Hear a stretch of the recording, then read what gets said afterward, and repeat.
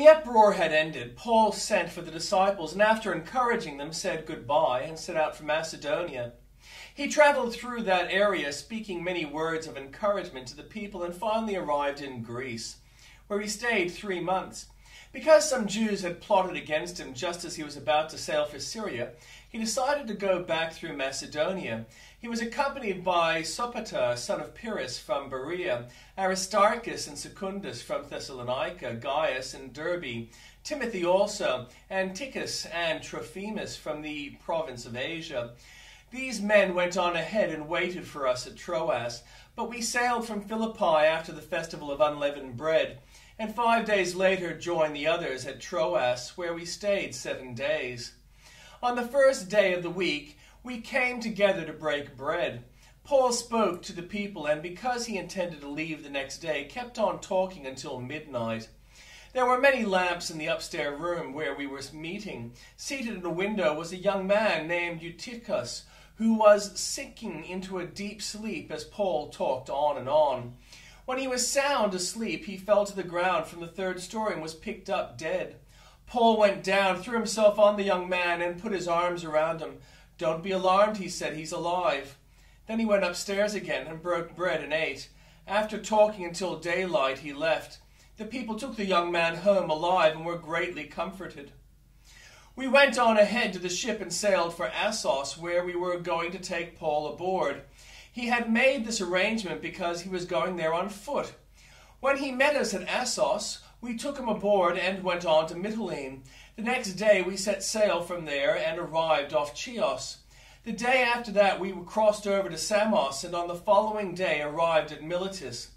Paul had decided to sail past Ephesus to avoid spending time in the province of Asia, for he was in a hurry to reach Jerusalem, if possible, by the day of Pentecost. And the Old Testament reading: "Keep me safe, my God, for in you I take refuge. I say to the Lord, you are my Lord. Apart from you I have no good thing. I say of the holy people who are in the land, they are the noble ones in whom is all my delight.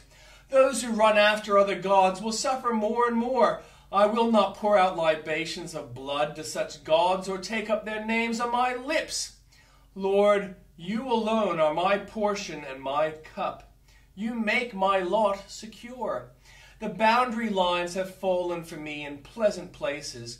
Surely I have a delightful inheritance. I will praise the Lord who counsels me. Even at night my heart instructs me. I keep my eyes always on the Lord. With him at my right hand I will not be shaken. Therefore my heart is glad and my tongue rejoices. My body also will rest secure. Because you will not abandon me to the realm of the dead, nor will you let your faithful one see decay. You make known to me the path of life. You fill me with joy in your presence, with eternal pleasures at your right hand. Hear me, Lord, my plea is just. Listen to my cry, hear my prayer. It does not rise from deceitful lips. Let my vindication come from you. May your eyes see what is right. Though you probe my heart, though you examine me at night and test me, you will find that I have planned no evil. My mouth has not transgressed, though people tried to bribe me. I have kept myself from the ways of the violent, though through what your lips have commanded. My steps have held to your paths. My feet have not stumbled. I call on you, my God, for you will answer me. Turn your ear to me and hear my prayer. Show me the wonders of your great love. You who save by your right hand, those who take refuge in you from their foes. Keep me as the apple of your eye. Hide me in the shadow of your wings from the wicked who are out to destroy me, from my mortal enemies who surround me. They close up their callous hearts, and their mouths speak with arrogance. They have tracked me down. They now surround me with eyes alert to throw me to the ground.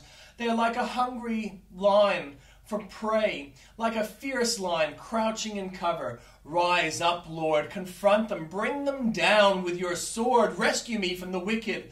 By your hand save me from such people, Lord, from those of this world whose reward is in this life. May what you have stored up for the wicked fill their bellies. May their children gorge themselves on it, and may there be leftovers for their little ones.